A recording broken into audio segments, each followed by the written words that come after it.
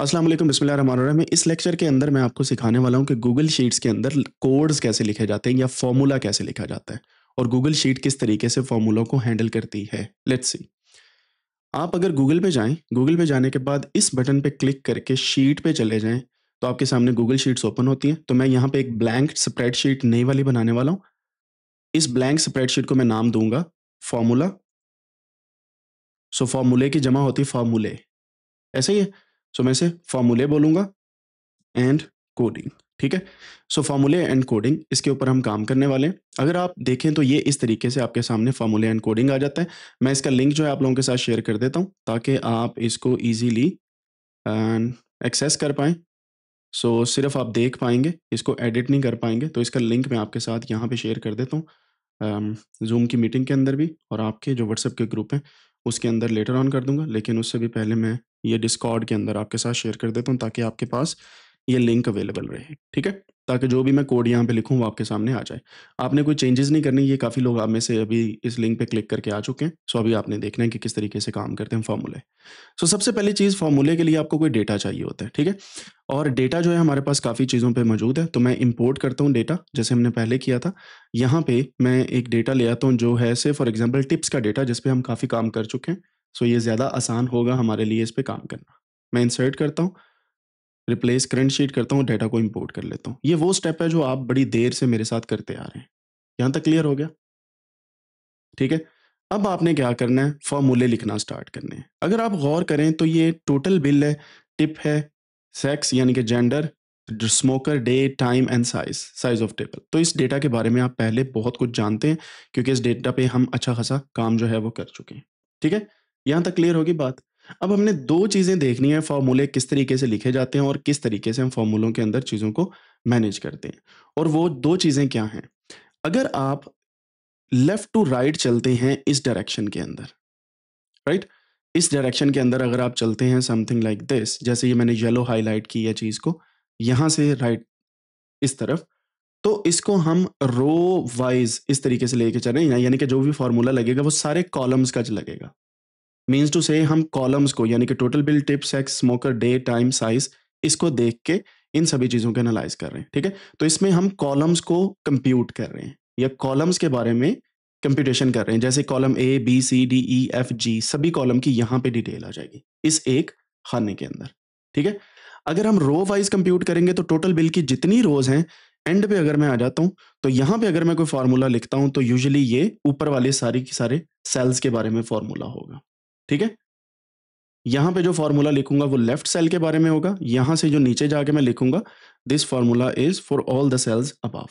ये बात आपने याद रखनी है। अच्छा, ये तो एक बेसिक रूल है कि फॉर्मूला लिखने के लिए या तो आप यहाँ पे लिखते हैं या तो एंड पे लिखते हैं। आप कहीं पे भी फॉर्मूला लिख सकते हैं। से फॉर एग्जाम्पल मैं यहाँ पे फॉर्मूला लिखता हूँ, कोई भी इक्वल टू लगा के मिन लगाता हूँ। मिन लगाने के बाद मैं यहाँ पे A2 से लेके A245 तक का फार्मूला लगाता हूं, तो ये भी मुझे वही वैल्यू देगा जो मैंने कहीं और पे फार्मूला लगा के देनी थी। ठीक है। उसकी रीजन क्या है कि हमने रेंज बता दिए, सारे पैरामीटर्स हमारे फार्मूले के पूरे, एंड नाउ इट्स फाइन। ठीक है। सो फार्मूला जो है या कोड जो है, जो ये जो हम लिख रहे हैं इनसाइड द सेल, ये मैटर करता है कि आप इसमें रेंज वगैरह क्या एंटर कर रहे हैं। राइट। यहां तक क्लियर हो गया। फिर कुछ चीजें ऐसी होती हैं, से फॉर एग्जाम्पल मैं यहाँ पे नीचे आ जाता हूँ, सबसे एंड पे आ जाता हूँ, यहाँ पे आके मैं इक्वल टू लगाता हूँ। अब आप देखें, आपको ऑटोमेटिकली गूगल शीट सजेस्ट कर रही है कि ये फॉर्मूला लिख दें और उसका आंसर भी दे रही है। ये क्यों हो रहा है? क्योंकि रो वाइज यानी कि यूपर से नीचे तक गूगल को पता है कि यहाँ पे मोस्ट ऑफ द टाइम्स लोग कौन सा फार्मूला यूज करते हैं, और ये एआई की बेस पे आपको ऑटोमेटिकली सजेस्ट कर रहा है कि यूजुअली लोग एवरेज का फार्मूला यूज करते हैं, आप यही कर लें। तो आपको एक और मजे की बात बताऊं, मैंने सिर्फ इक्वल टू लगाया है। अगर मैं टैब का बटन दबाता हूं ना, टैब का बटन आपके कैप्स लॉक्स के ऊपर वाला बटन होता है, टैब, तो ये ऑटोमेटिकली फॉर्मूला सारा लिखा ही गया और अप्लाई भी हो गया। कैसी बात है? मैं इसको डबल क्लिक करके एडिट कर सकता हूं, and now you can see कि इसका आंसर ऑटोमेटिकली ऊपर आ रहा है। एक्सेल के अंदर ऐसा नहीं होता। एक्सेल के अंदर जब आप कोई फॉर्मूला लिखते हैं, उसका आंसर इस तरीके से ऑटोमेटिकली नहीं शो हो रहा था। यही वजह है कि गूगल शीट जो है थोड़ी सी एडवांस है। मैं यहाँ पे इसको कैंसिल करता हूँ, यहाँ पे दोबारा से इक्वल लगाता हूँ, ये एवरेज का फॉर्मूला आ गया।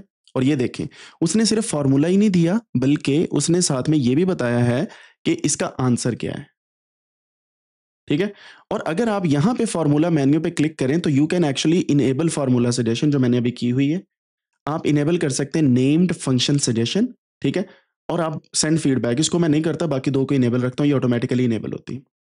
अगर मैं सजेशंस को बंद कर देता हूँ तो मेरे पास कोई भी सजेशन नहीं आएगी। समझ रहे हैं बात को? सो this is how you can actually play with the data और आप इस तरीके से जो अपने फ़ॉर्मूले हैं उन्हें लिख सकते हैं। अब आप यहाँ पे देखें, एवरेज मैं यहाँ पे लिखता हूँ, ठीक है? अब मुझे क्या करना पड़ेगा, यहाँ से जाके इनेबल फ़ॉर्मूला सजेशन जो है उसको इनेबल करना पड़ेगा। अब मेरे पास यहाँ पे ये वाली ऑप्शन कुछ इस तरीके से आएगी। मैं दोबारा से इस पे क्लिक करता हूँ, इक्वल टू ये देखें, फ़ॉर्मूला की एवरेज मेरे पास आ गई, चीज़ें आ गई मेरे सामने। सो this is how you can write many things. ठीक है? ये तो हो गया एवरेज। अच्छा, मैं यहाँ पे आता हूँ, इक्वल टू लगाता हूँ, अब यहाँ पे मेरे पास कोई भी फ़ॉर्मूला सजेशन नहीं आ रही। उसकी रीज़न क्या है? उसकी रीज़न है कि ये कैटेगोरिकल कॉलम है, न्यूमेरिक कॉलम नहीं है। ठीक है? मैं यहाँ पे आता हूँ, इक्वल टू लगाता हूँ, फ़ौरन से मेरे पास सम की आ गई। अब यहाँ पे एवरेज क्यों नहीं आई भला? क्योंकि वैल्यू छोटी है और ज़्यादातर लोग सम ऑफ टिप लेते हैं यहाँ पे। समझ आई बात की? सो ये ऑटोमेटिकली सजेशन आना इसका मतलब ये नहीं कि ये ठीक सजेशन है। You just need to check. मैं यहाँ पे इक्वल टू लगाता हूँ, कोई सजेशन नहीं आई। यहाँ पे इक्वल टू लगाता हूँ, कोई सजेशन नहीं आई। यहाँ पे इक्वल टू लगाता हूँ, कोई सजेशन नहीं आई। बट यहाँ पे इक्वल टू लगाता हूँ, सम की सजेशन आ गई। समझ आ रही बात की? सो यूजुअली हमारे पास कुछ इस तरीके से फॉर्मूला होता है, ठीक है? अब फॉर्मूला होता क्या है बेसिकली उसके ऊपर हम गुफ्तगू करने वाले हैं और देखेंगे कि फॉर्मूला हम किस तरीके से राइट डाउन करते हैं और फॉर्मूला लिख के हम कौन-कौन सी चीज़ें जो हैं वो बना सकते हैं या अख़ज़ कर सकते हैं। And this is very important क्योंकि फ़ॉर्मूला अगर आपको लिखने आ जाता है यानी कि फ़ंक्शन लिखने आ जाता है, then everything is super easy for you और आपके लिए कोई फिर मसला-मसाइल नहीं होते। आप ईज़िली जो है वो चीज़ों को ट्रैक करके उनको समझ सकते हैं। ठीक हो गया? अब हम देखते हैं कि फ़ॉर्मूला के जो बेसिक पार्ट्स हैं, वो कौन-कौन से हैं। Just give me 1 second. मैं यहाँ से 2-3 चीज़ें जो हैं उनको सेट कर लूँ, राइट? हम अपनी नोटबुक ओपन करते हैं, ए फॉर किड्स के नाम से है और यहाँ पे बैक जाके यहाँ पे एक नया जर्नल मैं ऐड करता हूँ, इसको बोलता हूँ फॉर्मूले एंड कोडिंग और इसको मैं 13 का नाम दे देता हूँ क्योंकि 12 मैंने पीछे वाले को देना था नाम and I didn't do that, right. अब हम ट्राई करते हैं कि जी फॉर्मूले कैसे लिखे जाते हैं। अब आपने एक बात का ख्याल रखना है कि फॉर्मूला या फंक्शन एक स्पेसिफिक मेथड है ऑफ कैलकुलेशन, ठीक है? से फॉर एग्जांपल मेरे पास ये वैल्यू है 2, 3, 4, 6, 10, 15। अब आप मुझे बताएं इन सारी वैल्यूज का काउंट कितना है, यानी कि n कितना है? 1, 2, 3, 4, 5, 6 वैल्यूज हैं, ठीक है? अगर हम गूगल शीट के अंदर एक कॉलम के अंदर ये वैल्यूज लिख लें यानी कि 2, 3, 4, 6, 10 और 15 और इसको एज ए कॉलम हम ट्रीट करें तो यहाँ पे अब आपने आपने जो फार्मूला लिखना है वो इक्वल टू लगाना है। इक्वल टू लगाने के बाद आपने यहाँ पे काउंट लिखना है और फिर आपने रेंज बता देनी है, यहाँ से लेके यहाँ तक की रेंज, ठीक है? रेंज बता देनी है और आपके पास आंसर आ जाएगा। ये वही चीज़ है जो हम देख के कैलकुलेट कर रहे हैं, लेकिन अगर यही वैल्यूज़ हज़ारों में होती तो हम देख के कैलकुलेट ना कर पाते। तो गूगल शीट या एक्सेल के अंदर हम एंड वाले सेल में इक्वल टू लगा के कोई फॉर्मूला लिखते हैं जैसे काउंट का है, इस तरीके से आगे चलते हैं, ठीक है? अब दूसरा एक मुझे वैल्यू बताएँ इसमें से मिनिमम वैल्यू कौन-सी है? सबसे छोटी वैल्यू क्या है? हसनैन साहब नींद पूरी करके आया करें क्लास में। सबसे छोटी वैल्यू है 2। हमें कैसे पता चला? वी कैन सी कि यहाँ पे 2 जो है वो सबसे छोटी वैल्यू हमारे पास आ रही है and now we can see कि 2 जो है वो छोटी वैल्यू है। अब यही फॉर्मूला अगर मैं यहाँ पे लिखूँगा, तो मैं यहाँ पे मिन लिख के और फिर रेंज दे दूँगा। रेंज का मतलब है कि इन वैल्यूज़ में से या यहाँ से यहाँ तक जितनी वैल्यूज़ हैं, ये रेंज ऐसे भी हो सकती है, ये रेंज ऐसे हॉरिज़ॉन्टली भी हो सकती है। समझ रहे हैं बात को बच्चों? ये हॉरिज़ॉन्टल रेंज भी हो सकती है, वर्टिकल रेंज भी हो सकती है। ठीक है? हॉरिज़ॉन्टल होता है जो इस तरीके से लेफ्ट टू राइट चले, वर्टिकल होता है जो टॉप से बॉटम या बॉटम से टॉप पे चले। ठीक है? Horizontal, horizontal and this one is vertical. पता है ना इन चीज़ों का आपको? ठीक है। अब मिनिमम पता चल गई, मैक्सिमम क्या होगी? ये आपने मैन्युअली कैलकुलेट की हुई हैं चीज़ें, याद है ना आपको? जब मैंने डेटा के अंदर आपको ये चीज़ें समझाई थी। मैक्सिमम 15 है और यहाँ पे मैक्स का फॉर्मूला लग जाएगा। अब मुझे बताएं इसकी एवरेज क्या है, एवरेज या मीन। ये हमने दो चीजें कैलकुलेट की थी ना खुद से पिछले लेक्चर्स के अंदर। तो हम क्या करते हैं, सभी को जमा करते हैं। सो हम यहाँ पे करेंगे 2 + 3 + 4 + 6 + 10 + 15 डिवाइडेड बाय n क्या है जी हमारे पास, ये वैल्यू है 6। तो इसका आंसर हमारे पास आ जाएगा कोई भी, फॉर एग्जाम्पल 2 3 5 हो गए, 5 + 4 9, 9 + 6 15, 15 + 10 25, 25 + 15 40, 40 डिवाइडेड बाय 6, 40 डिवाइडेड बाय 6। सो अगर मैं इसको 6 6 आर 36 और पीछे कितने बचे हमारे पास 4, 0 लग जाएगा, 6.6 हो जाएगा, फिर तकरीबन 6.67 तक आता है if I am not wrong. ठीक है, इसकी एवरेज जो है अगर आप गौर करें, ये मेरा एक अंदाजा है, this average could go even more. For example 2 + 3 + 4 + 6 + 10 + 15 divided by 6, तो ये हमारे पास 6.666667 आता है, लेकिन ऑफ कोर्स 2 डेसिमल वैल्यूज तक 6.67 आ जाता है। सो मैंने यहाँ पे 6.67 इसकी एवरेज वैल्यू निकाल ली। अब ये जो काम मैंने किया है ना, ये जो काम मैंने किया है, अब क्या हुआ है कि यही फॉर्मूला जो यहां पे है इसको बोलते हैं समीशन ऑफ ऑल वैल्यूज। अगर ये वैल्यूज को हम x कह दें, यानी कि ये जो वैल्यूज हैं हमारे पास, इसको मैं अगर कहूं कि सारे के सारे कॉलम का नाम है x, यानी कि इस कॉलम का नाम है x, इस पूरे कॉलम का नाम x है, यानी कि ये पूरे सेट का नाम है x या वेरिएबल का नाम है x। तो summation of x divided by number of x n, ये होता है एवरेज का फॉर्मूला। ठीक है, एवरेज का फॉर्मूला, और एवरेज को हम शो करते हैं x बार से। कभी ये स्मॉल होता है, कभी कैपिटल होता है, तो ये आप पे डिपेंड करता है कि स्मॉल रखना है कि कैपिटल रखना है, क्योंकि ये पॉपुलेशन और सैंपल के बेस पे चलता है, but for now we will keep it small. सही है, ये फॉर्मूला आपने याद रखना है। अब इसको मैं स्मॉल कर देता हूं क्योंकि ये सारी पॉपुलेशन का डेटा नहीं, ये सैंपल का डेटा है। ओके, अब अगर इसको मैं डिराइव करूं तो ये है जनाब mean of x equal to sum of values in x divided by count of x। ठीक है, सो बेसिकली ये पूरा फॉर्मूला ये शो करता है जो मैंने आपको यहां पे हाईलाइट कर दिया कि x जो है वो मीन ऑफ x है, x बार, x के ऊपर जो ये निशान मैंने लगाया दिस इज कॉल्ड x बार, और स्टैटिस्टिक्स के अंदर इसे हम मीन बोलते हैं x बार को। ठीक है, इसको कहते हैं समीशन। समीशन, समीशन का मतलब होता है कि आप इसको ये कह लें कि सम का, ये सम होता है किसी चीज को जमा करना। सो इसको आप सम का जो है निशान वो बोल सकते हैं। ठीक है, सम और समीशन। अगर आप इसको गूगल पे सर्च करेंगे you will find for example formula of mean in statistics. So ये आपके सामने कुछ इस तरीके से आएगा, समीशन ऑफ एक्स, आई जो है वो सारी वैल्यूज को बोला जा रहा है, डिवाइडेड बाय एन। ठीक है, ये देखें, and this is how you can find each and everything. और ये रहा एस समीशन, ये जो आपके पास निशान मैंने लगाया। ठीक है, तो इसे बोला जाता है sum of all values, sum of all values in X divided by count of X. Formula समझ आ गया आपको?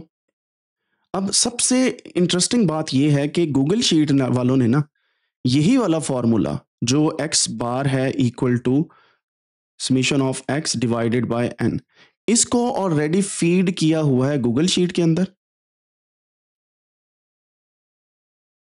और जब भी कभी आप एक फंक्शन कॉल करते हैं in a function Google sheet के अंदर, in a function called average, average के फंक्शन के अंदर इन्होंने इसको सेव किया हुआ है। ठीक है, ये है फंक्शन। अब फंक्शन की समझ आ गई? फंक्शन बेसिकली एक ऐसा आर्गुमेंट है, जब आप उसे कॉल करते हैं तो उसके बैकएंड पे या पीछे जो फॉर्मूला स्टोर होता है वो रन कर जाता है।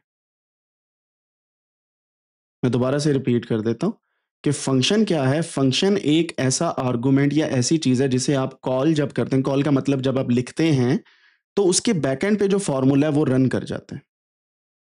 ठीक है, समझ आई बात की? अब बजाय इसके कि मैं जब मेरे पास 2, 3, 6, 10, 15 इस तरीके से कोई वैल्यूज़ आती हैं। ये अभी मैंने 5 वैल्यूज़ लिखी हैं और ये एक्स के अंडर हैं। तो बजाय इसके कि मैं यहाँ पे ये वाला पूरा फ़ॉर्मूला लिखने बैठ जाऊँ, तो मैं क्या करूँगा, मैं एवरेज का फ़ंक्शन कॉल कर लूँगा। मैं इसको बोलूँगा कि भाई आ जाओ, तुम्हारी ज़रूरत पड़ गई है, और इसको मैं लिख के एवरेज के फ़ंक्शन को इसके अंदर, अब मैंने ये जो रेंज है ना, रेंज बेसिकली आपकी एक्स की सारी वैल्यूज़ हैं, ठीक है? आपने वो बतानी है। All values in x, all values in the data जिसका आपने एवरेज मालूम करना है। सो वैल्यूज़ बतानी है। अब वैल्यूज़ क्या हैं? वो है रेंज ऑफ सेल्स, क्योंकि सेल्स के अंदर वैल्यू स्टोर है। तो हम सेल्स के नेम यानी कि A2 से लेके A245 जो हमारे इस केस के अंदर है, टिप्स के डेटा के अंदर, ये इसकी रेंज है, यानी कि सारे के सारे डेटा पॉइंट्स इसके अंदर आ जाएँगे, वो हम लिख देंगे सिंपली। तो एवरेज क्या होगी? ये ऑटोमैटिकली उसी तरीके से इसे कैलकुलेट करेगी जिस तरीके से हमने किया। ठीक है? हमें फ़ॉर्मूला लिखने की ज़रूरत नहीं, लेकिन फ़ॉर्मूला समझने की ज़रूरत है। अब अगर किसी चीज़ का एवरेज हमने फाइंड आउट करना है, so we just need to run that command. अब मैं इसकी एग्ज़ाम्पल को आपको करके दिखाता हूँ। 2, 3, 4, 6, 10, 15 ये हमारे पास वैल्यूज़ हैं। सो मैं क्या करता हूँ, यहाँ पे इसी शीट के अंदर मैं सारी की सारी चीज़ें रिमूव कर देता हूँ। सारे कॉलम मैंने रिमूव किए। यहाँ पे मैं लिखता हूँ एक्स, एक्स वेरिएबल का नाम है, 2, 3, 4, 6, 10, 15 ये हमारे पास 5 वैल्यूज़ हैं। ठीक है? समझ आ रही बात की? 6 वैल्यूज़ सॉरी। ये इसका नाम है। अब मैंने क्या करना है, यहाँ पे एवरेज इसकी फाइंड आउट करनी है। ठीक है? मैं इक्वल टू लगाऊँगा, एवरेज कॉल करूँगा। कॉल करने के बाद मैं यहाँ पे इसकी रेंज बताऊँगा। अच्छा, मैं क्या करता हूँ, मुझे छोटी ब्रैकेट्स के अंदर लिखना है जिस चीज़ की एवरेज फाइंड आउट करनी है। सो फंक्शन एवरेज तब काम करेगा जब आप ये 2 ब्रैकेट्स जो ब्रेसेस हैं हमारे पास, जिन्हें हम छोटी ब्रैकेट बोलते हैं, बेसिकली पैरेंथेसिस बोला जाता है इसे। सो इसके अंदर हमने वैल्यूज़ बतानी है, यानी कि ये 2 ब्रैकेट्स लगाई इसके अंदर। मैं कर्सर अपना इसके अंदर ले जाता हूँ लाइक दिस। मैं इसको थोड़ा-सा ज़ूम इन कर लूँ ताकि आप इज़िली देख सकें। सो मैं कर्सर इसके अंदर ले जाता हूँ, ठीक है? मैं दोबारा से आपको दिखाता हूँ मैं किस तरीके से ये काम कर रहा हूँ। So I will just write here equal to average लिखने के बाद curly sorry not curly braces, मैंने पैरेंथेसिस 2 डाल दी खुद से। ठीक है? सजेशन के ऊपर नहीं मैं चल रहा। अब मैंने इसके सेंटर में यहाँ पे क्लिक किया। क्लिक करने के बाद अब मैं क्या करने लगा हूँ, ज़रा गौर कीजिएगा। ये सारी वैल्यूज़ को मैं ऐसे सेलेक्ट कर लेता हूँ। माउस क्लिक करके ऊपर से नीचे तक मैंने सेलेक्ट कर लिया, एंटर दबाया, तो ये देखें जी मेरे पास इसकी एवरेज आ गई। इससे क्या हुआ, मुझे रेंज लिखने की ज़रूरत नहीं पड़ी। लेकिन जब आपके पास ज़्यादा वैल्यूज़ हो जाती है ना, फिर रेंज लिखनी पड़ जाती है। एंड इन दैट सेंस आपको रेंज को लिखना ज़रूरी है।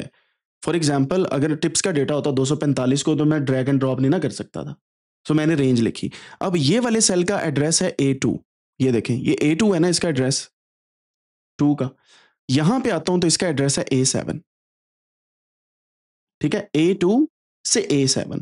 तो गूगल शीट वालों ने जब अपना सॉफ्टवेयर लॉन्च किया, उन्होंने बताया था कि जब आपने A2 से 2, या मैं इसको कहता हूँ फ्रॉम A2 टू A7, जब आपने इन सेल्स को एज अ रेंज लिखना है तो you can write like this A2 colon A7, ठीक है? So that is why I am writing like this in a range. ये इसका मतलब है A2 से लेके A7 तक, ठीक है? And this is how you communicate in Google sheet. ये है वो कोडिंग, ये है वो लैंग्वेज जो आपको सीखनी है। हर सॉफ्टवेयर की डिफरेंट है। एक्सेल और स्प्रेडशीट, गूगल स्प्रेडशीट में तकरीबन सेम चलती है लैंग्वेजेस। इस वजह से आपने एक सीख ली तो दूसरी आसानी से आपको आ जाएगी। सो यहाँ पे आपने रेंज का फॉर्मूला देख लिया। और जिन लोगों के ज़रा रंग उड़े हुए हैं ना, वो गौर से ये चीज़ें पढ़ लें, क्योंकि अब से मैंने ज़्यादा स्ट्रिक्ट हो जाना है। एंड यू विल सी कि अब रिलैक्सेशन कोई नहीं है किसी को भी। कोडिंग में मेरा कोई लिहाज नहीं होगा किसी से भी, इस वजह से प्लीज़ बड़ी गौर से चीज़ों को समझें। सो रेंज को लिखने का तरीकाकार क्या है, ये आपके सामने मैंने बताया, ठीक है? समझ आ गई रेंज को लिखना क्या है? कॉलन कहाँ पे होता है? ये कीबोर्ड पे आपके बटन होता है, एक शिफ्ट दबा के अगर आपके क्वेश्चन मार्क के ऊपर आप गौर करें तो वहाँ पे कॉलन का एक बटन होगा, ठीक है? कॉलन या सेमीकॉलन। कैसे? मैं अभी आपको कीबोर्ड दिखा देता हूँ। यूएस लेआउट कीबोर्ड, यहाँ से हम इसे ओपन करते हैं। कोई भी यूएस लेआउट का कीबोर्ड मैं ओपन कर लेता हूँ। सो ये देखते हैं जी, ये है कीबोर्ड। आपके पास भी यूजुअली पाकिस्तान के अंदर यही होता है। सो यूएस लेआउट कीबोर्ड इस तरीके से होता है। ये है कॉलन का बटन, ये है टैब का बटन। टैब जो मैंने पहले बताया था वो यहाँ रहा, ये कॉलन का बटन है एल की राइट साइड पे। अब आप देखें, एक है सेमी कॉलन, एक है कॉलन। जो नीचे वाला होता है उसके लिए आपको सिर्फ यही बटन दबाना है, वो साइन लग जाएगा। लेकिन जो ऊपर वाली वैल्यूज होती हैं उसके लिए आपको शिफ्ट दबाना पड़ता है साथ, shift and then that button. ठीक है, दो होते हैं इसमें बटन। अभी ये जो बटन है वो इस तरीके से है, इसके ऊपर है कॉलन, नीचे है सेमी कॉलन। ठीक है, सेमी कॉलन होता है कुछ इस तरीके से, कॉलन ये वाला होता है। सो अगर आपने सेमी कॉलन दबाना है तो सिंपली इस बटन को प्रेस करेंगे तो सेमी कॉलन आ जाएगा। लेकिन इस कॉलन को लेने के लिए you have to press plus shift, shift के साथ दबाना पड़ेगा आपको इस बटन को। प्लस का मतलब है दोनों इकट्ठे, then you will get the colon. ठीक है, कॉलन जो है ये बेसिकली लैंग्वेज के अंदर काफी यूज होता है। सो ये शिफ्ट एंड कॉलन इन दोनों को इकट्ठे प्रेस करेंगे तो आपके पास कॉलन आ जाएगा। अच्छा, समझ आ गई फंक्शन क्या होता है, किस तरीके से हम कॉल करते हैं किसी भी फंक्शन को और हम किस तरीके से इसको हल करते हैं। अब मुझे एक बात बताएं, अगर मैंने इसी डेटा का सम लेना हो, यानी कि समीशन ऑफ एक्स लेना है, तो मैं क्या करूंगा? अब सिर्फ एवरेज ही नहीं, ढेरों बल्कि thousands of functions are stored, thousands of functions are stored in Google Sheet, in Google Spreadsheet या Excel, और हम इन फंक्शंस को यूज करके अपनी जिंदगी आसान बनाते हैं। ठीक है, अब ये जो फंक्शंस हैं आपने सिर्फ कॉल करने और सारे का सारा काम हो जाना है। You don't need to write your own function, आपको खुद से लिखने की जरूरत नहीं है कि ये फार्मूला बैकएंड पे चले। आपने क्या करना है, फॉर एग्जांपल मुझे ये चाहिए समीशन ऑफ एक्स, तो मैं क्या करूंगा, ये लिखने के बजाय इक्वल टू लगा के सम का फंक्शन कॉल करूंगा, इसमें रेंज दे दूंगा एक्स की, जैसे A2 से A7, सिंपल, दैट्स इट। ठीक है, अगर मैंने मिनिमम फाइंड करनी है इसमें से तो मैं क्या लिखूंगा, MIN A2 से A7, सेम वही चीज है। समझ रहे हैं बात को? सो इस तरीके से हम फंक्शन लिखते हैं। अब मैं वापस जाता हूं, यहां पे ये होगी एवरेज। ठीक है, आपको यहां से नजर आ रहा है। अच्छा, फार्मूला एडिट करने के दो तरीके कार हैं। पहला तरीका यह है कि इस सेल पे जाएं, सेल पे जाने के बाद डबल क्लिक करें तो सेल अंदर ही एडिट होना स्टार्ट हो जाएगा। वही सेल, सेल क्या है बेसिकली, ये जो हमारे पास रेंज है। तो अगर मैं इसको एडिट कर रहा हूं, मैं किसी और सेल पे क्लिक कर देता हूं ना, तो थोड़ा मसला हो जाता है। जैसे मैं फॉर एग्जांपल यहां पे रहते हुए किसी और सेल पे क्लिक करूंगा तो मसला हो जाएगा, फार्मूला खराब होगा। इसके लिए आपको एस्केप का बटन दबाना पड़ेगा, जो कीबोर्ड के ऊपर कॉर्नर पे, लेफ्ट कॉर्नर पे, लेफ्ट टॉप कॉर्नर पे एस्केप का बटन है। इससे बाहर निकलने हैं, लेफ्ट कॉर्नर पे एस्केप का बटन है, उसे दबा दें। ठीक है, जब एडिट कर रहे हैं, या एंटर दबा दें सिंपली। एस्केप का मतलब होता है कैंसिल, एंटर का मतलब होता है इस वैल्यू को एंटर करें। और इसके लिए मैं आपको ये दोनों बटन दबा देता हूं, कहां पे मौजूद है। एक ये है बटन एस्केप का, ये वाला। एंटर ऑफ कोर्स आपको पता ही है एंटर है। ठीक है, एस्केप के बटन का मतलब होता है कैंसिल, एंटर का होता है इस वैल्यू को एंटर करना। ठीक है, अब मैं यहां पे सम का फॉर्मूला लिखने लगा हूं, इक्वल टू सम, और इसके अंदर A2 कॉलन A7, एंटर। 40 है जी इसका सम। ठीक है, और आप अगर देखें किसी भी एक वैल्यू के ऊपर क्लिक करने के बाद एक तो यहीं पे एडिट हो सकता है, दूसरा ये है fx, यानी कि ये फॉर्मूला है जो आप लिख रहे हैं। fx फंक्शन को बोला जाता है या फॉर्मूले को बोला जाता है। तो fx यानी कि फंक्शन ऑफ x आप यहां पे लिख रहे हैं। x क्या है, जो वैल्यूज हैं। Function of x is equal to this one. Mathematics के अंदर कोई भी फंक्शन जब लिखा जाता है, कोई भी मैथमेटिकल एनोटेशन जब की जाती है, फंक्शन ऑफ एक्स के तौर पे की जाती है। इसको हम डिटेल में नहीं अभी पढ़ने वाले, मैं सिर्फ आपको इतना बताऊंगा कि इक्वल टू, और फिर ये फॉर्मूला यहां पे आ रहा है। एफ एक्स को नहीं लिखने की जरूरत, आपने इक्वल टू से स्टार्ट करना है हमेशा। ठीक है, अब मैं चाहता हूं कि ये A2 से A7 नहीं बल्कि A2 से A6 तक हो, तो मैं यहां पे भी एडिट कर सकता हूं। सो ये सिर्फ A2 से A6 तक है। और अगर मैं इसको डबल क्लिक करूं, यू विल सी कि ये जो ऑरेंजिश कलर का आउटलाइन आ रहा है सिर्फ यहां तक आ रहा है। ठीक है, जैसे मैं इसको A7 तक करूंगा, यू विल सी, चेक करें यहां से सही 7 हो गया, तो हमारे पास फॉर्मूला इस तरीके से लिखा गया। And this is very important. अच्छा, अक्सर औकात आपको पता नहीं होता कि ये जो वैल्यू ये क्या है, ये क्या है, तो आप यहां पे लिख देते हैं साथ ही उसके, ये एवरेज है और ये आपका सम है। ठीक है, अब मिनिमम और मैक्सिमम निकालना है तो इक्वल टू मिन, ये मैंने लिखा, एंटर किया, A2 कॉलन A7, ब्रैकेट बंद, एंटर। सो ब्रैकेट जो है वो आपने जरूर बंद करनी है, ये मिनिमम होगी वैल्यू और नीचे आपके पास मैक्सिमम होगी। यहाँ पे आप लिखते हैं इक्वल टू मैक्स। अच्छा, कैपिटल में आपने लिखना है, स्मॉल में लिखेंगे तो वो आपको सजेस्ट कर देगा, लेकिन कैपिटल में आपने लिखना है A2:A7 और ये यहाँ पे मैं इसको इस तरीके से लिख देता हूँ, ये मैक्स होगी value. Average, sum, minimum and maximum आपके पास आ गई।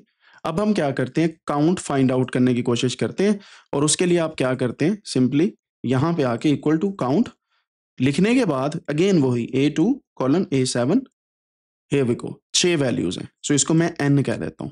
ठीक है, समझ आ गई बात की, आगे समझ बात की। सो इस तरीके से आप चीजों को लिखते हैं एंड यही फॉर्मूले आहिस्ता आहिस्ता आगे एडवांस लेवल पे जाते जाते हैं and then you can find out many other things. ठीक है, राइट, क्लियर होगी बात, इस तरीके से आप चलते हैं। अच्छा, एक और चीज यहां पे मैं आपको बताता हूं कि अगर आप इस पूरे डेटा को सिलेक्ट करें यहां से यहां तक, ठीक है, सिलेक्ट करने के बाद थोड़ा सा अगर इसको जूम आउट करें ना हम किसी भी स्क्रीन को, तो यहाँ पे फंक्शंस और ऊपर ऊपर आ जाते हैं, ये देखें, ये सारे के सारे फंक्शंस यहाँ पे मौजूद हैं। सो आपके पास एडिट है, व्यू है, इंसर्ट है, फॉर्मेट है और फॉर्मेट के अंदर कंडीशनल फॉर्मेटिंग भी है, ये देखें। ठीक है, और अल्टरनेटिंग कलर्स भी हैं, कन्वर्ट टू टेबल भी है, बाकी सारी ऑप्शंस भी यहाँ पे आपको मिलेंगे जिसको आने वाले दिनों के अंदर हम ज़रूर देखेंगे किस तरीके से इनको हैंडल करना है और डिफरेंट किस्म की चीज़ें क्या हैं। सो कंडीशनल फॉर्मेटिंग में अगर मैं जाता हूँ तो आप यहाँ पे देख सकते हैं कि आप कंडीशंस डिफाइन कर सकते हैं। ठीक है, फॉर एग्जाम्पल मैं यहाँ पे कहता हूँ A2 से A7 है, इज नॉट एम्प्टी, या मैं कहता हूँ कि यहाँ पे अगर मैं यहाँ पे बोलूँ ग्रेटर देन, अगर कोई वैल्यू ग्रेटर देन 5 है सिर्फ उसे हाईलाइट करो, कोई वैल्यू अगर ग्रेटर देन 5 है उसे हाईलाइट करो। सो यू विल सी कि ये यहाँ से सिर्फ ये वाली हाईलाइट हुई है। ठीक है, इसको कंडीशनल फॉर्मेटिंग बोला जाता है, ये हम बाद में देखेंगे।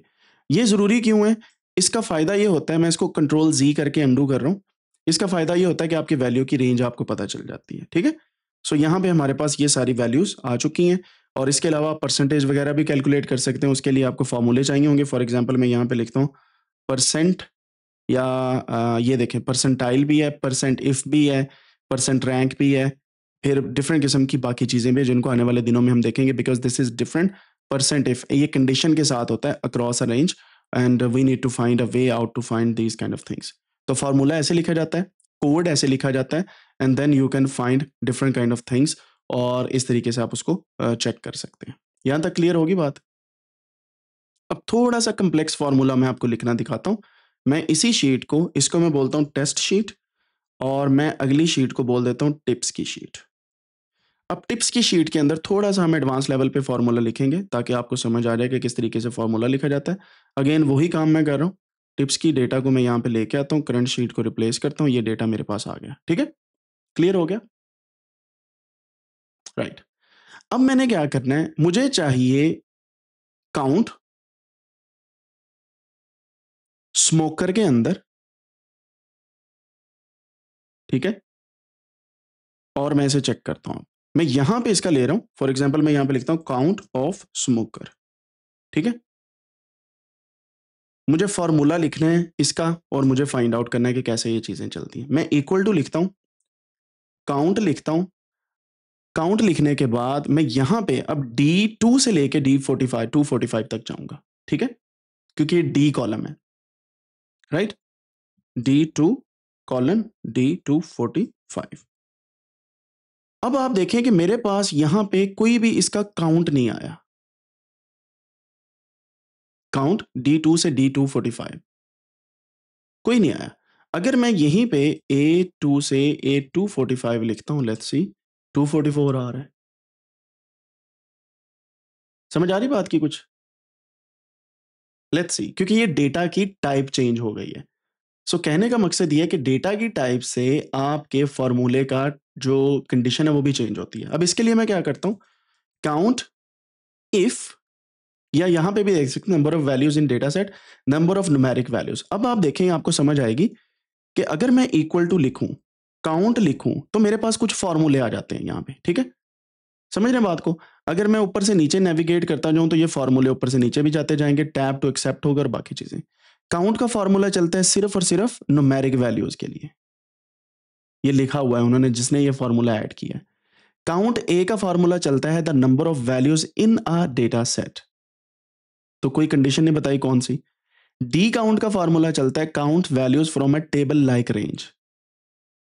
ठीक है, हमारे पास टेबल लाइक रेंज है, but we will see. Count if है a condition count across a range. D count A counts values and text from a table like range. Count ifs count values depending on multiple criteria and then so on so forth. मैं count a लगाता हूं, अब मैं लिखता हूं D2:D245 colon बंद bracket बंद, यहां पे आ गई वैल्यूज। समझ आई बात की? अब आप सोच रहे होंगे कि क्या ये ए वाले वैल्यू पे भी लगेगा। मैं इसको कॉपी करता हूं, यहां पे पेस्ट करता हूं, और ये इसको मैं लिखता हूं A2 से A245। समझ आई बात की? सो काउंट ए वाला जो फॉर्मूला है ये न्यूमेरिक और किसी भी किस्म के डेटा सेट पे चल जाएगा, लेकिन काउंट वाला सिर्फ और सिर्फ किस पे चलेगा? न्यूमेरिक डेटा पे। राइट? क्लियर हुई बात? सो इस तरीके से हर फॉर्मूले की बकायदा एक अजम्पशन या उसकी एक लिमिटेशन होती है कि भाई मैंने उस पे नहीं चलना, मैंने उस पे नहीं चलना, मैंने ऐसे नहीं चलना, मैंने वैसे नहीं चलना, मैंने फलां तरीके से चलना है। So you have to find that. अब एक बात गौर करनी है आपने, यहां पे आपको एक मैं नई टिप देने लगा हूं। यहां पे फॉर्मूला आपने लिखा, ये आपके सामने चल पड़ा, काउंट भी आ गया और बाकी चीजें भी आ गई। ठीक है, अब हम क्या करेंगे, मैं यहां पे लिखता हूं इक्वल टू काउंट का फॉर्मूला, लेकिन इस दफा मैं काउंट इफ लिखूंगा। काउंट इफ, काउंट करो लेकिन, याद रखना है काउंट करो लेकिन। अब मैं क्या करने लगा हूं, काउंट इफ का फॉर्मूला लगाया, मुझे नहीं पता इसमें क्या क्या है, तो मैं F1 दबाता हूं या इस सवालिया निशान या क्वेश्चन मार्क पे क्लिक करता हूं, तो ये मेरे पास इसका क्राइटेरिया आ जाता है नीचे। मैं थोड़ा सा जूम आउट करता हूं ताकि चीजें क्लियर हो जाएं। अब यहां पे देखें, इसके अंदर ये बता रहा है कि एग्जाम्पल ये है कि आप पहले रेंज बताएंगे, रेंज बताने के बाद आप बताएंगे कि आपका क्राइटेरिया क्या है। काउंट करो अगर वैल्यूज 20 से बड़ी हैं, सिर्फ वो वाली। समझ आई बात की? काउंट करो अगर वैल्यूज 20 से बड़ी हैं तब ही। अब ये रेंज का क्राइटेरिया आप खुद से डिफाइन करते हैं, and how we can find it out, let's see. For example, मैं यहां पे कहता हूं काउंट टोटल बिल, यानी कि A2 से लेके A245 तक काउंट करो, कॉमा। अब मैं क्राइटेरिया बताता हूं। मैंने ये जो कोटेशन मार्क्स लगा दिए, कोटेशन मार्क्स कहां पे हैं? कॉलन के बिल्कुल राइट साइड पे इसका की होती है कोटेशन मार्क्स की, और इन कोटेशन मार्क्स के अंदर आप क्राइटेरिया बताते हैं। अगर मैं कहूं ग्रेटर देन 40 जिन्होंने बिल दिया है, सिर्फ उनको काउंट करो। मैं एंटर करता हूं तो वो सिर्फ 10 लोग हैं। ये वाला है कोटेशन मार्क्स का साइन, ये शिफ्ट के साथ आपने ये वाला बटन दबाना है। ये जो डबल कॉमा लगा होता है ना, इसको कोटेशन मार्क्स बोलते हैं। कोटेशन मार्क के अंदर आपने अपना क्राइटेरिया बताना है। अब मैंने किया क्या है, मैंने ये बोला है कि ये टोटल बिल जो पूरा कॉलम है ना, इसमें से वो वाली वैल्यूज मुझे बताओ जो 40 से ज्यादा हैं। 40 इंक्लूड नहीं है, 40 से ज्यादा, ग्रेटर देन 40। तो सिर्फ मेरे पास वो 10 वैल्यूज हैं। अगर मैं इसको कहूं 10 से ज्यादा जिन्होंने बिल दी है, तो मेरे पास 227 वैल्यूज हैं। इस तरीके से आपको अंदाजा हो जाता है कि कितनी रोज एक स्पेसिफिक क्राइटेरिया पे पूरा उतर रही हैं। ठीक है, सो ये हमारे पास था काउंट का फंक्शन, ये हमारे पास है काउंट ए, और ये हमारे पास है काउंट इफ। ठीक है, काउंट इफ का फंक्शन। अब मैं यहां पे इक्वल टू लगा के काउंट लगाता हूं, और आप गौर करें कि काउंट इफ्स ये और कैटेगरीज भी हैं हमारे पास, लेकिन मैं काउंट इफ लगाता हूं अभी। अब रेंज में यहां पे कौन सी बताता हूं? डी की, D2 से D245। सो मैं यहां पे लिखता हूं equal to count if D2 colon D245 bracket बंद। मैंने जैसे ये लगाया, क्योंकि मैंने रेंज नहीं बताई लेकिन फॉर्मूला रेंज मांग रहा है, तो आपके पास इस तरीके से एरर्स आ जाती। एरर्स को पढ़ना आपके लिए जरूरी है। क्यों? ये आपको बता रहा है कि मसला कहां पे है। जैसे इन्होंने बताया कि जी wrong number of arguments, count if ने एक्सपेक्ट किया था 2 आर्गुमेंट, आपने 1 दिया है। आर्गुमेंट क्या है?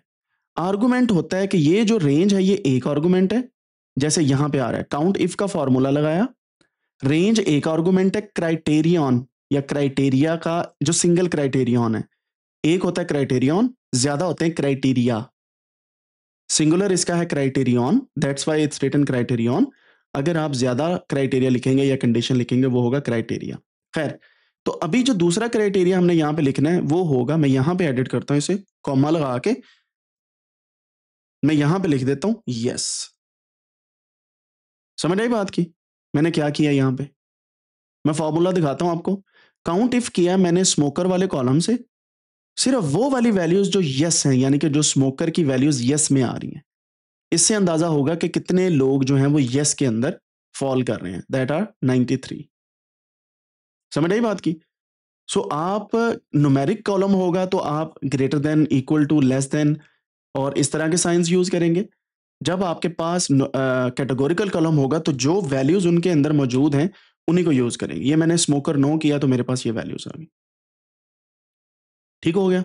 यहां तक क्लियर होगी बात जी, किस तरीके से फॉर्मूला लिखा जाता है। अब एक और बात बताऊं जो आपको समझ आनी बहुत जरूरी है और वो समझाना भी मेरे लिए जरूरी है। काउंट इफ स्मोकर, मैं अगर इसी फॉर्मूले को कॉपी करके दो कॉलम आगे लाके यहां पे पेस्ट करता हूं तो क्या होता है? समझ आई बात की? मैंने यही कॉलम कॉपी, यही फॉर्मूला कॉपी किया, यहां पे पेस्ट कर दिया। मैं इसको डबल क्लिक करूंगा तो आप देखें कि ये फॉर्मूला अब यहां से पहले यहां पे था लगा हुआ, एक कॉलम छोड़ा, दूसरा कॉलम छोड़ा, तो यहां पे हमारे पास वो फॉर्मूला ऑटोमेटिकली फिट हो गया। जैसे आपने कॉपी करके जितने सेल आगे जाते हैं वो उतने सेल फॉर्मूला भी आगे आ जाता है। बात समझ आई? मैं दोबारा से आपको दिखाता हूं। ये है वो फॉर्मूला जो मैंने कॉपी किया, एक कॉलम छोड़ के दूसरे में मैंने पेस्ट किया। अब क्या हुआ, जो स्मोकर वाले पे था वो डिनर टाइम वाले पे लग गया। अब आप सोच रहे होंगे कि टाइम वाले पे तो लग गया, ठीक है, अब हम क्या कर सकते हैं? क्योंकि टाइम के अंदर कोई वैल्यू नहीं है no key, this is why we have to write dinner here या लंच। मैं लंच लिखता हूं, फौरन से हमारे पास वैल्यू आ गई। समझ रहे हैं बात को? लेकिन कभी कभार ऐसा होता है कि आपको एग्जैक्ट वही फॉर्मूला चाहिए होता है और किसी और सेल में चाहिए।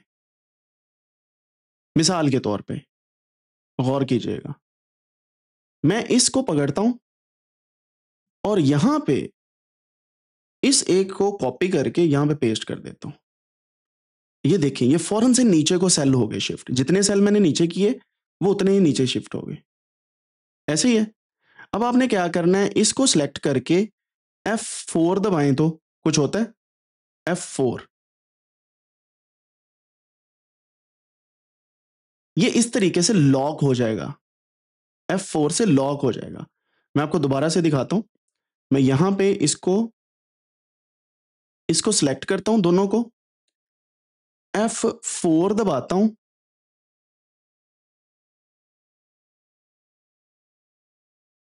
मैं इनको सिलेक्ट करता हूं, बल्कि यहां से सिलेक्ट कर लेता हूं, ये ज्यादा इजी है वरना फार्मूला वो आ जाता है ऊपर। F4 मैंने दबाया, ये देखें ये डॉलर साइन लग गया आगे पीछे हर जगह पे। इसको बोलते हैं लॉकिंग द फॉर्मूला, इससे फॉर्मूला लॉक हो गया। अब मैं एंटर दबाता हूं, यह फॉर्मूला जो मैंने लॉक किया है ना, F4 दबा के, F4 की कौन सी है, ये वाली, ये है F4।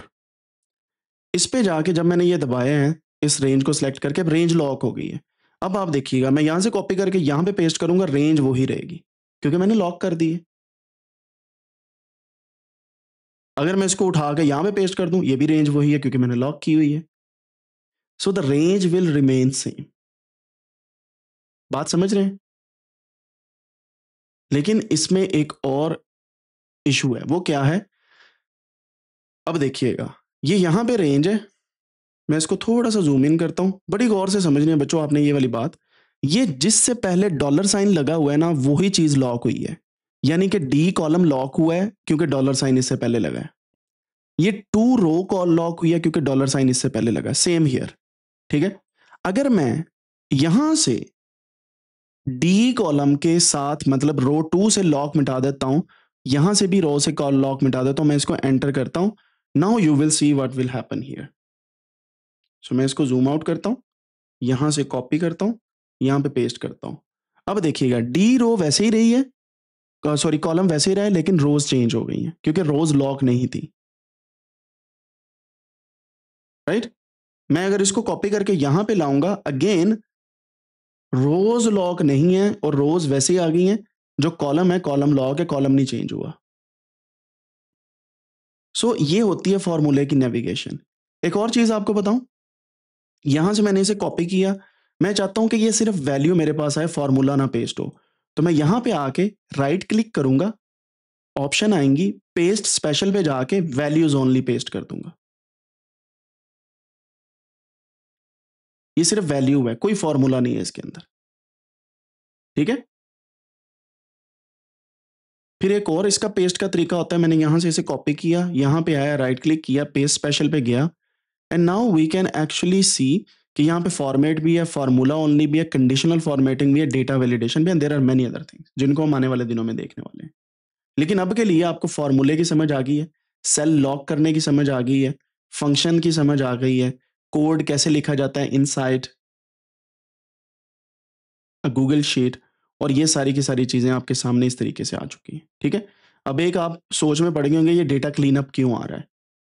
ये ऑटोमैटिकली जब आप किसी डेटा के ऊपर कोई काम करते हैं या डेटा को लेके आते हैं, सो यूजुअली गूगल शीट आपको कहती है कि ये वाले काम कर लो, ये ठीक नहीं चल रहा है यहाँ पे।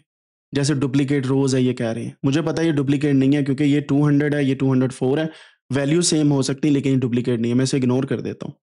वो कहता है अप्लाई फॉर्मेट, यहाँ पे डॉलर लगा दो, मैं कहा नहीं लगाना भाई, ज़रूरत ही नहीं है एंड दैट्स इट। सो ये क्लीन अप सजेशन आपको दे रहा होता है आपके डेटा के मुतालिक, और ज़रूरी नहीं है कि वो ठीक सजेशंस हों।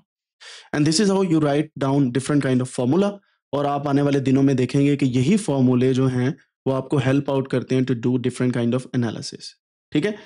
Last but not the least, मैंने जैसे आपको पहले बताया था कि अगर आप पूरा डेटा सेलेक्ट करके डेटा के ऊपर जाके कन्वर्ट टू टेबल इसे कर देते हैं, सॉरी फॉर्मेट में जाके कन्वर्ट टू टेबल करते हैं, तब भी आपके पास at the end of this table you will see कि आपके पास मल्टीपल ऑप्शन आती हैं जो आप इस पे फॉर्मेट पे लगा सकते हैं। जैसे फॉर एग्जांपल यहाँ पे आप देखें सॉर्ट कॉलम है, फ़िल्टर कॉलम है, बाकी सारी चीज़ें आ रही हैं। इसी तरीके से यहाँ पे आ रही हैं। यहाँ पे व्यूज़ के अंदर आप कोई भी व्यू जो है वो जनरेट कर सकते हैं। टोटल बिल के हिसाब से करना है, टिप के हिसाब से करना है, स्मोकर के हिसाब से करना है, सो डेटा पूरे का पूरा वैसे सेट हो जाता है। So this is up to you कि आप किस तरीके से एडजस्ट करते हैं, table formatting, revert table formatting, header colour आप चेंज करना चाहते हैं, कुछ भी चेंज करना चाहते हैं, you can do that thing from here, ठीक है? सो इससे आपके व्यूज़ वगैरह और बाकी चीज़ें जो हैं वो यहाँ पे चल जाती हैं। And if I save this here, so ये सेव भी हो जाएगा, कैंसिल करना है तो कैंसिल हो जाएगा। And this is how you can find कि टेबल के अंदर मल्टीपल चीज़ें जो हैं वो परफॉर्म कर सकते हैं, ठीक है? यहाँ तक क्लियर होगी बात? अब आपको समझ आ गई होगी कि फ़ॉर्मूला लिखना आसान है, फ़ॉर्मूले लिखने के लिए आपके पास मल्टीपल चीज़ें जो हैं वो काम करती हैं। And I know there are many things out there जिनको इंशाल्लाह हम आने वाले दिनों में भी देखने वाले हैं, लेकिन अभी के लिए फ़ॉर्मूले से रिलेटेड इतना ही। ठीक हो गया जी। गूगल शीट के अंदर एक दफ़ा आपको फ़ॉर्मूला कोडिंग लिखने आ गई, believe me there are many things जो आप सीख सकते हैं। लेक्चर पसंद आया तो please write down in the comment section और the chat, and then we will move forward to the next one.